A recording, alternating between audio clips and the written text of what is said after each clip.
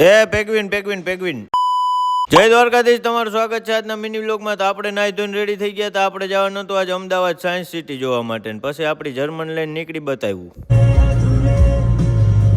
ત્યાં પહોંચીને જોયું તો કંઈક આવી રીતે અલગ અલગ ટિકિટ હતી ભાઈ, એક્વેરિયમની, રોબોટની. આપણી ગાડી પછી પાર્કિંગ કરી દીધી. પાર્કિંગ બહુ વ્યવસ્થિત હતું, મસ્ત હતું, એટલે પાર્કિંગની કોઈ ચિંતાનો વિષય હતો નહીં ભાઈ. ટિકિટની લાઈન બહુ હોય છે, એટલે એક જોવાનું એ છે કે ટિકિટ કઈ રીતે મેળવવી. પછી અંદર તો બહુ હાલવાનું હતું, એટલે આવી રીતે મેપ હતો, કોઈ ભૂલા ના પડો લખેલો હતો. ને પછી તો રેલગાડી આવી ગઈ. મેં કીધું હાલો આપણે રેલગાડીમાં કંઈક કરીએ. ને આપણે પછી ગાઈડ લઈ લીધા હતા. મિત્ર એને મિત્ર મળી ગયો એટલે આપણે મૂકી દીધો. આવું કરવાનું યાર. રસ્તામાં જોયું તો ડાયનેસોરના મોઢામાં કબૂતરે માળો કરી લીધો, મીન્સ કે ઘર કરી લીધું. જેમ તેમ રસ્તો કાપીને પછી આપણે ફાઇનલી પહોંચી ગયા આપણે એક્વેરિયમ બાજુ.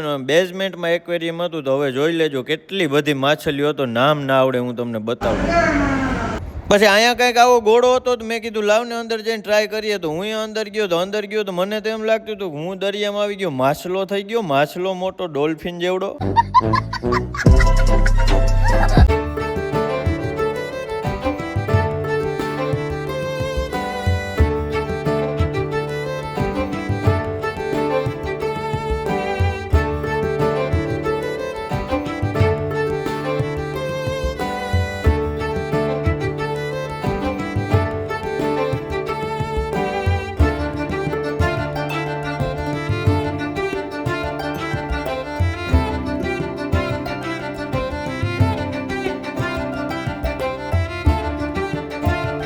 ફાઇનલી 1.5-2 કલાકે બધું પતાવીને રિટર્નમાં ગાડી કરી લીધી ભાડે, કેમ કે પગ આપણા સાથ દેતા નહોતા. ને પછી મેં કીધું હવે ઘર ભેગા થાય તો બહુ સારી વસ્તુ છે. ને રિટર્નમાં જોઉં તો ભાઈ ગાડીઓની લાઈન ગેટની બહાર ના નીકળવા દે કે ટિકિટ લીધી હતી કે નહીં. તો એમને થોડા વયા ગયા હોય. ને વ્લોગ સારો લાગ્યો હોય તો લાઈક કરો, શેર કરો, ફોલો કરો.